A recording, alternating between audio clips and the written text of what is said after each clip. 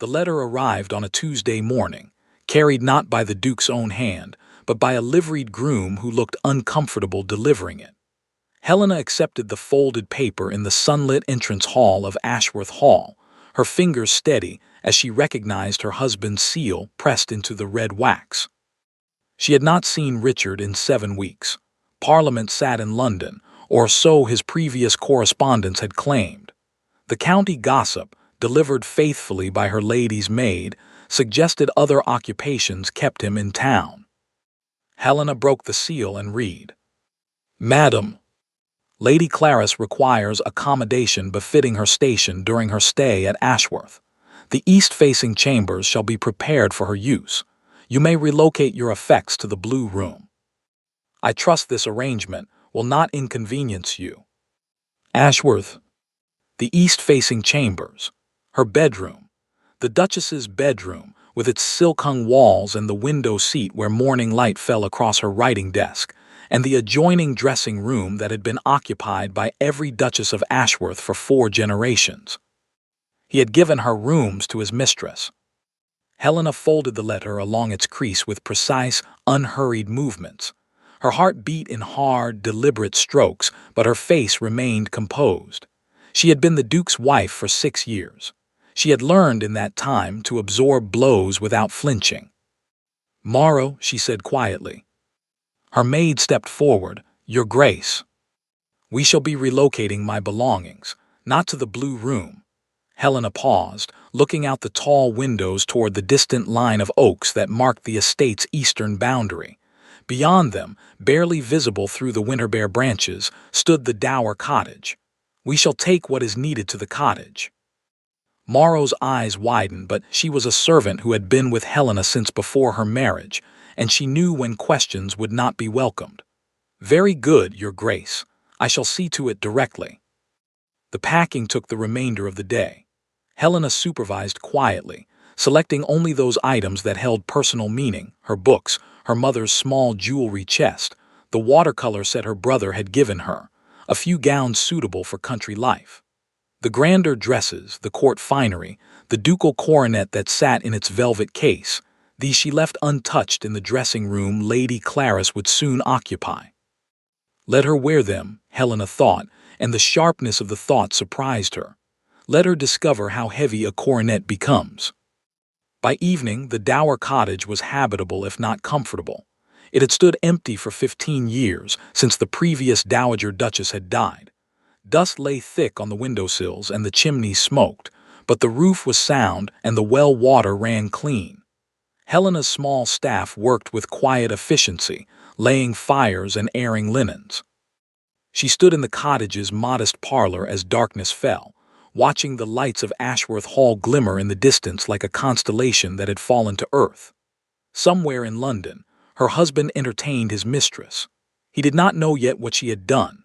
He would not know until he returned and found the Duchess's chambers occupied by one woman, and the Duchess herself vanished into the countryside like morning fog. Helena drew a sheet of paper toward her and wrote, in her elegant hand, "The rooms are yours as you wished. I have taken the dower cottage. Do not trouble yourself on my account. I find I prefer the quiet." Helena. She sealed it with her own wax, not the ducal seal, but the small personal stamp her father had given her, bearing a sprig of rosemary for remembrance. Then she gave it to the housekeeper with instructions that it be delivered to the Duke upon his return. The cottage settled around her, small and plain and entirely her own. A coal fire burned in the grate, casting amber shadows across the whitewashed walls. Outside, an owl called across the frozen fields. Helena sat in the worn armchair and discovered, with quiet astonishment, that she did not feel bereft. She felt something closer to relief. For 6 years she had been the Duke's wife, a role that had slowly compressed her into something smaller than she was. In this cottage, with its creaking floorboards and its scent of lavender and wood smoke, she might finally remember who she had been before. She did not cry. There would be time for tears later, perhaps, or perhaps not. The Duchess of Ashworth had discovered a strange and unexpected liberty in being cast aside. She meant to explore it thoroughly. Part 2. The Duke of Ashworth returned to his estate on a grey afternoon in late November, his travelling coach splashed with mud, and his mood already soured by 3 days of rain. He had left London reluctantly, drawn back to the country by a state business he could no longer delegate to his steward. Lady Clarice had preceded him by a fortnight, travelling in his own carriage with his full authorization. He anticipated finding her installed in the east-facing chambers, where morning light would flatter her golden hair. He anticipated finding his wife in the blue room, where she would receive him with that expression of patient disappointment he had long since learned to ignore. He anticipated a household running precisely as it always had, ordered and silent and obedient to his will. He did not anticipate the note. It was his butler, Graves, who presented it, standing in the entrance hall with an expression that Richard had never seen on the old man's face in all his years as master of Ashworth. It was, he realized with a jolt of irritation, something very close to judgment. "Her Grace left this for you, Your Grace." Richard took the folded paper, nodding the unfamiliar seal. Rosemary. An odd choice. He cracked the wax and read the brief lines within, and the words struck him with a force that made no sound but reverberated through his chest like a distant cannonade. "I have taken the Dower Cottage." He read the sentence twice, certain he had misunderstood. The Dower Cottage was barely habitable. It had been closed up since his grandmother's death. It was small and cold and entirely unsuitable for a duchess. "She has gone to the cottage," he said aloud, and his voice came out harsher than he intended. "When?" 2 weeks past, Your Grace. The day her belongings were removed from the Duchess's chambers." The Duchess's chambers, where Lady Clarice was now, presumably, settled among Helena's abandoned gowns and jewels. Richard had not imagined when he wrote that letter that his wife would respond this way. He had expected what? Resignation, perhaps. A formal complaint he could disregard. The quiet endurance she had displayed throughout their marriage, which he had mistaken for compliance. Not this complete and silent departure. "Have a horse saddled," he said. The ride to the Dower Cottage took 20 minutes along a lane that was more mud than gravel. Rain began to fall again, a cold drizzle that seeped through his greatcoat and chilled him to the bone. He rehearsed what he would say to her. She would return to the hall immediately. This was foolishness, this self-imposed exile. She was the Duchess of Ashworth, and she had duties and obligations and a position to maintain. The cottage emerged from the gray afternoon like a ghost of itself, its white walls luminous in the fading light. Smoke curled from the chimney. The front garden, which had been a tangle of brambles for as long as Richard could remember, had been cleared and mulched, the rose bushes pruned back to their essential shapes. A neat path of gravel led to the door. He dismounted and knocked with more force than was polite. The door opened, and his wife stood before him. She wore a plain wool gown of deep blue, its sleeves rolled to her elbows. There was soil beneath her fingernails and a smudge of dirt across her forehead.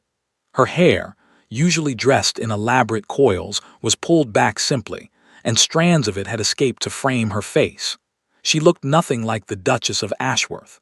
She looked like a woman who had been gardening and had not expected company. "Your Grace," she said, and her voice was calm, entirely calm, as if she were greeting a neighbor who had stopped by for tea. "You are early. We did not expect you until next week." "Helena," he stopped, uncertain how to proceed. She was meant to be distraught. She was meant to be waiting for him to retrieve her. "What is the meaning of this?" Her eyebrows rose slightly. "I believe I made myself clear in my note. You wish to give my rooms to Lady Clarice. I have no objection. The cottage suits me better." "The cottage is a ruin."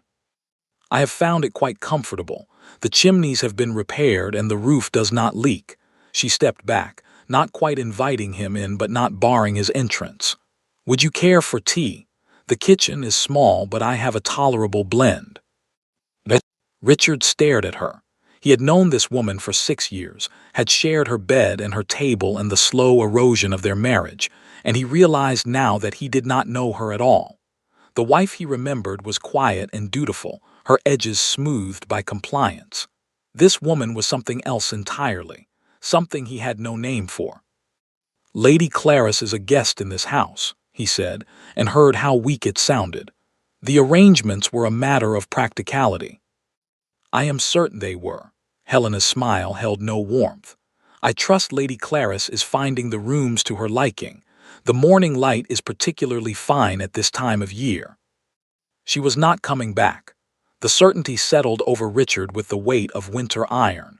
She was not pleading or weeping or demanding his attention.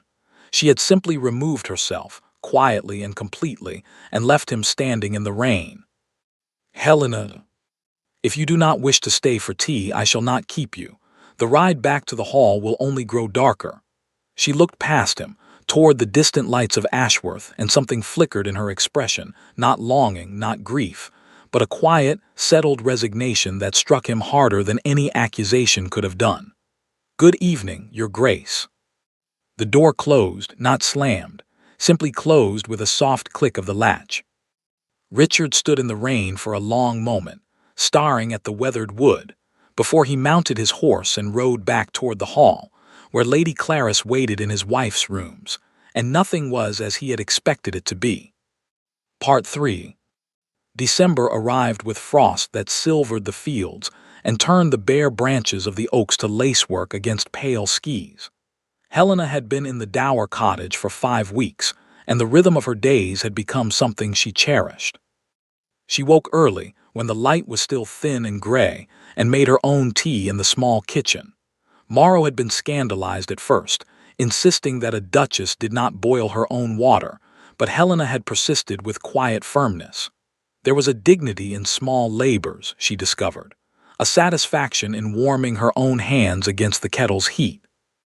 The garden had become her particular occupation. The previous autumn had been mild, and she had managed to plant a kitchen garden, herbs and winter vegetables, protected by frames of glass that the estate carpenter had built to her specifications. She worked in the cold air until her fingers ached, then came inside to read by the fire or write letters to the few friends who had not abandoned her. Chief among these was Mrs. Eleanor Pemberton, the physician's widow who lived in the village. She was a woman of 60 years, plain-spoken and sharp-eyed, who had survived poverty and loss and emerged with her humor intact. She visited twice a week, bringing news and a brisk, unsentimental companionship that Helena had come to value above almost anything. The village is in an uproar, Mrs. Pemberton announced one afternoon, settling into the parlor's other armchair with a cup of tea. Your departure has not gone unnoticed. I did not imagine it would. Lady Clarice has been seen in the village twice. She does not endear herself. Mrs. Pemberton's tone was dry as autumn leaves. She complained to Mr. Hobbs that the bread was insufficiently fresh. Helena felt a flicker of something, not satisfaction precisely, but a quiet acknowledgement. I am sorry for Mr. Hobbs. He told her to take her custom elsewhere if Ashworth bread was not to her liking. She has not returned. Mrs. Pemberton sipped her tea. The Duke called upon me yesterday. Helena's hand stilled on her cup. She had not seen Richard since that first, rain-soaked afternoon. He had sent a formal letter, couched in the language of ducal authority, requesting her return to the hall. She had replied with equal formality, declining the request with polite finality. What did he want? To ask after your health. Mrs. Pemberton's eyes were bright with something that might have been amusement. I told him your health was excellent, and that you had planted 40 bulbs of narcissus along the garden wall.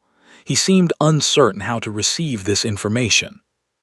The image of her husband, the 8th Duke of Ashworth, standing in Mrs. Pemberton's modest parlor and receiving a report on her gardening activities, nearly made Helena laugh.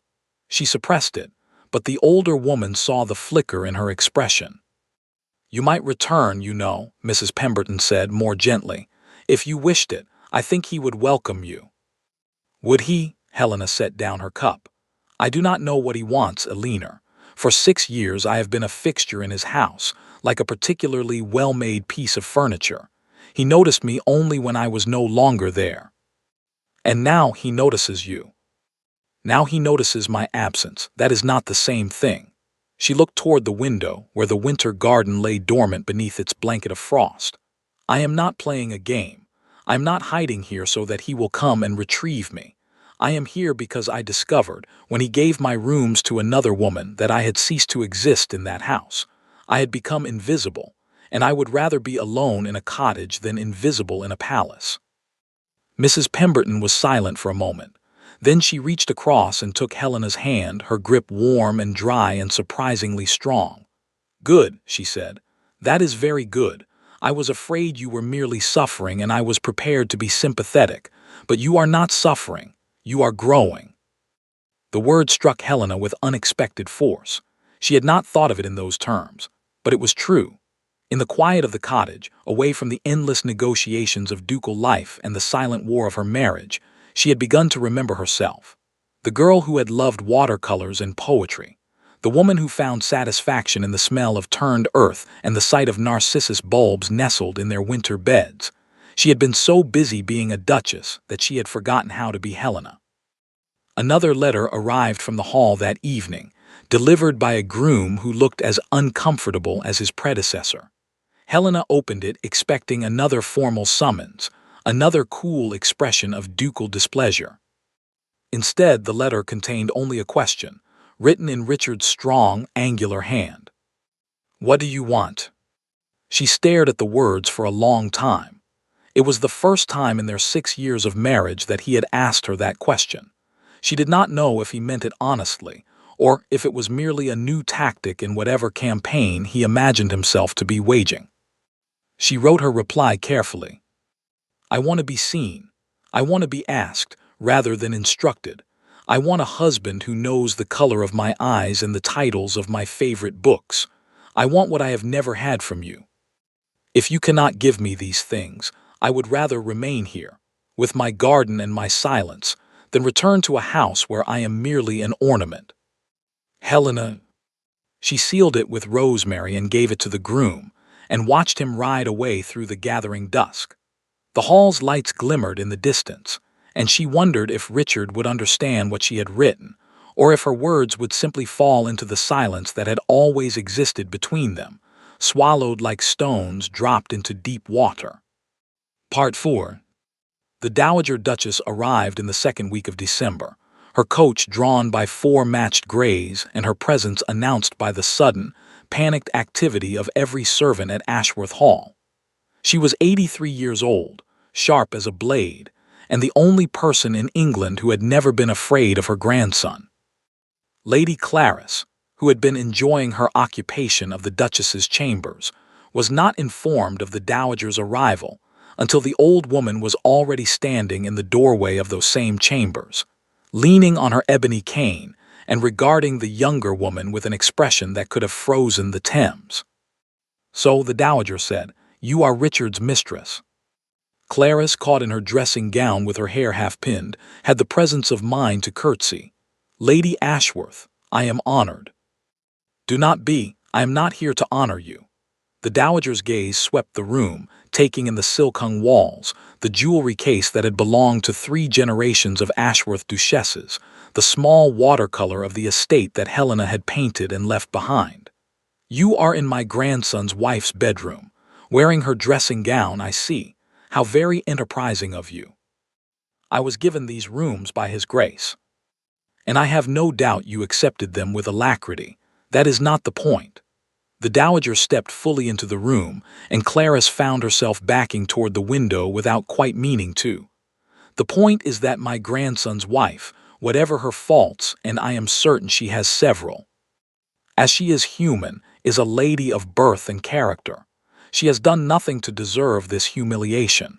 You, on the other hand, have done nothing to deserve this elevation." Clarice's face had gone very white. "I am a guest in this house." "You are an interloper. There is a difference." The Dowager's voice was calm, almost conversational. "I have seen women like you come and go for 50 years. You will not last. But the damage you do while you are here is real and it is lasting, and I will not tolerate it. Do you understand me?" The silence that followed was absolute.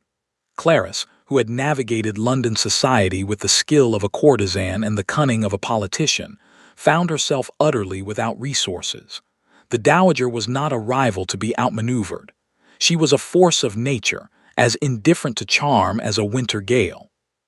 "I shall write to my grandson," the dowager continued, "and inform him that I am removing to the Dower Cottage to be with his wife. You may have the hall. Enjoy it while you can."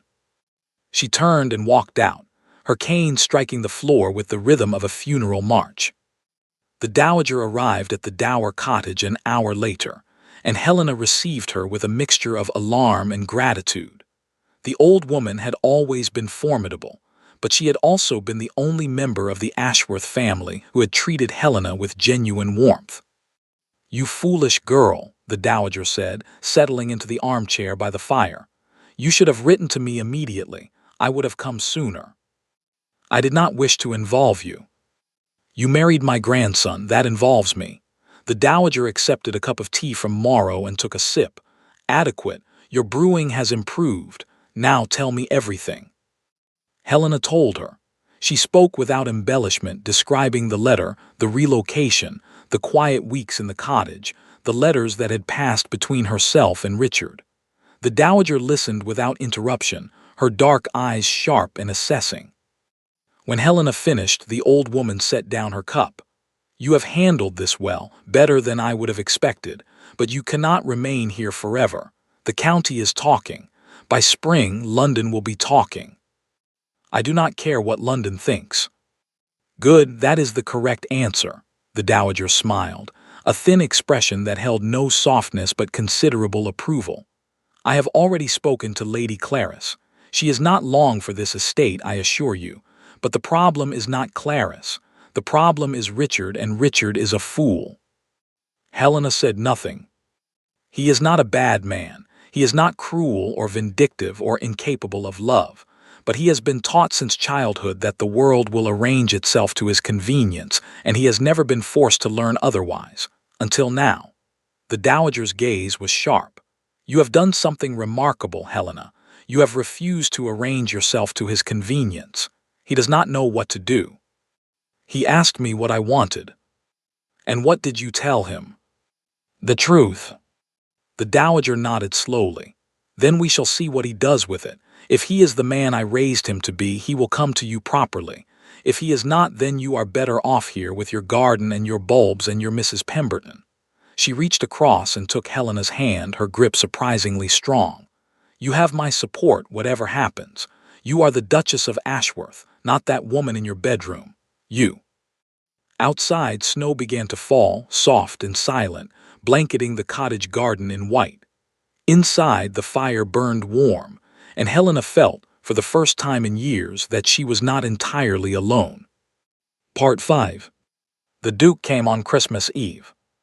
Helena had not expected him.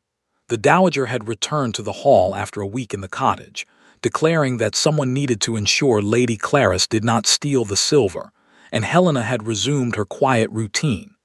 She had decorated the cottage with holly and ivy, and Mrs. Pemberton had brought a small roasted goose, and she had made her peace with spending Christmas alone. Then the knock came, and she opened the door to find Richard standing in the snow, his greatcoat dusted with white and his face unreadable. "May I come in?" She stepped aside. He entered, bringing with him a gust of cold air and the scent of winter. He stood in the small parlor, too large for the space, his head nearly brushing the low ceiling beams, and looked around at the holly on the mantel, the fire in the grate, the worn armchair where she had been reading. "You have made it comfortable," he said. "I have." She did not offer him tea. She stood by the fire and waited. Richard drew a breath. "I have asked Lady Clarice to leave." Helena felt the words land, but they did not produce the relief she might once have felt. "I see. She will be gone by the new year. The Duchess's chambers have been cleared and cleaned. They are yours whenever you wish to return." He paused. "I have read your letters, the ones you wrote about wanting to be seen. I have read them several times. And I realized," he said slowly, "that I could not answer my own question, the one I asked you, what do you want? I realized I did not know what I wanted either. I have spent my entire life knowing what was expected of me. Heir, duke, husband, father someday. I have never asked myself what I wanted. I simply did what was required. Helena watched him. He was struggling, she saw. The words came hard, dragged from somewhere deep. This was not a performance. This was a man who had never learned to speak of his own heart, trying to form sentences he had no practice in making. I did not marry you because I was required to, he said. I married you because you were the only woman I had ever met who did not seem to want something from me. You did not flatter or scheme. You simply were. And I thought if I could have that stillness, that steadiness, I might learn to be still myself. But you did not. I did not know how. He met her eyes. I gave your rooms to Clarice because I was angry. Angry at myself, angry at the silence between us, angry at something I could not name. It was not about her. It was never about her. Then what was it about? The fact that I did not know how to reach you.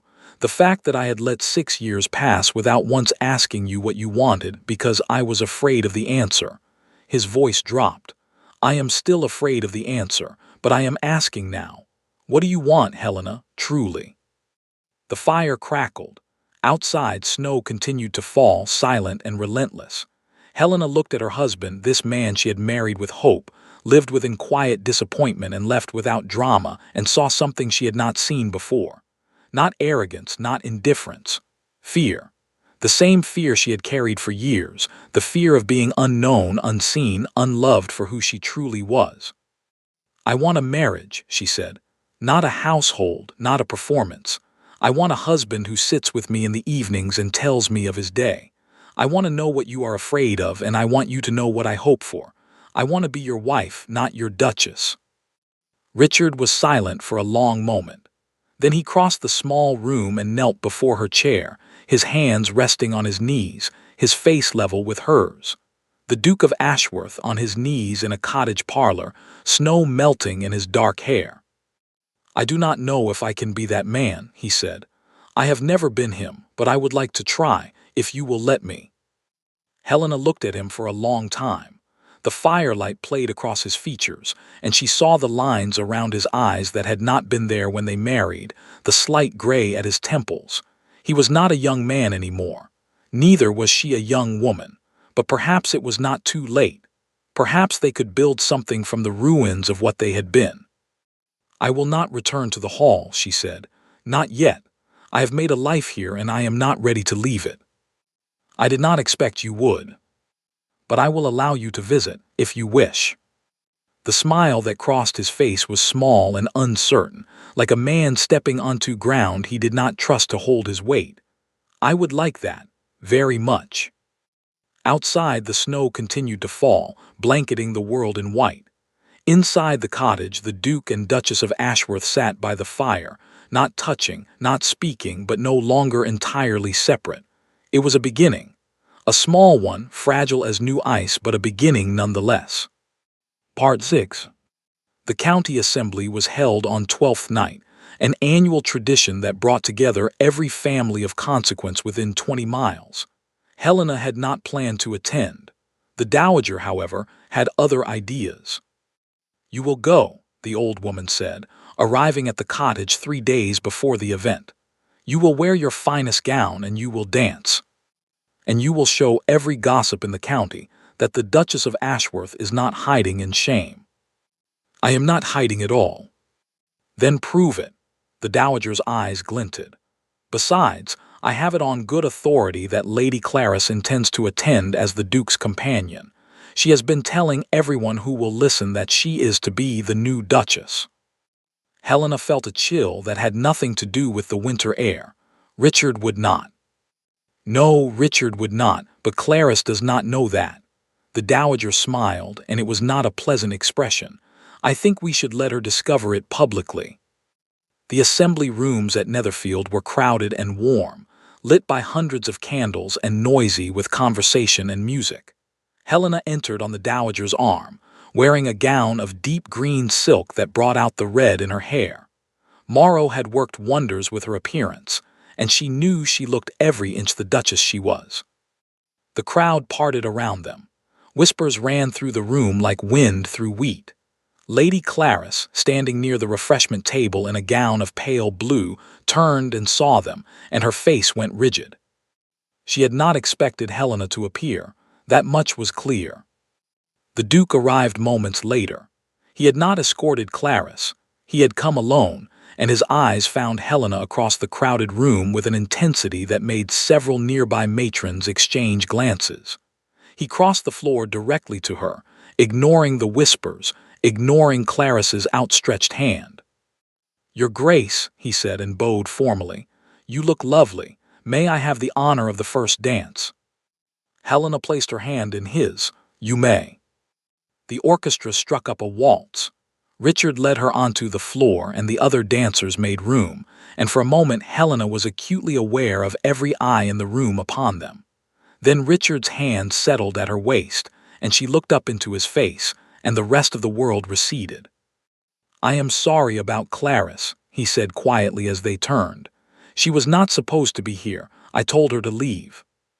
"She does not seem to have listened." "She will." His jaw tightened. "I have been patient because I felt guilty. That patience has ended." The dance continued. Helena moved through the steps with the ease of long practice, but something felt different. Richard's hand at her back was steady. His eyes remained on her face, not wandering the room, not cataloging more important acquaintances. He was entirely present in a way he had never been before. When the dance ended, he did not release her hand. Instead, he lifted it to his lips and kissed it, a gesture so deliberate and so public that the whispers rose to a crescendo. "Lady Clarice," he said, his voice carrying clearly, "was a guest in my house. She has ceased to be a guest. My wife is the Duchess of Ashworth, and the only woman I will escort this evening." The silence that fell was profound. Clarice's face drained of color. She stood frozen by the refreshment table, surrounded by people who suddenly found reasons to look elsewhere. In the space of a sentence, she had become a social pariah, and she knew it. She turned and walked toward the door, her pale blue gown trailing behind her. No one followed. No one called her name. The door closed behind her with a final, damning click. Helena watched her go and felt nothing. No triumph, no vindication. Only a quiet relief like the passing of a storm. "She will go to London," the Dowager observed, appearing at Helena's elbow. "She will tell everyone that the Duke is a brute and his wife a schemer, and no one will believe her because everyone has already heard the truth." She smiled. "You have won, my dear." Helena looked across the room at Richard, who was speaking with the local magistrate, his expression serious and his posture relaxed. He caught her eye and inclined his head slightly, and something passed between them, not a grand romantic gesture but a small acknowledgement, a shared understanding. "I do not think this is about winning," she said. "I think it is about starting." Part 7. Spring came to Ashworth, slow and green and impossibly tender.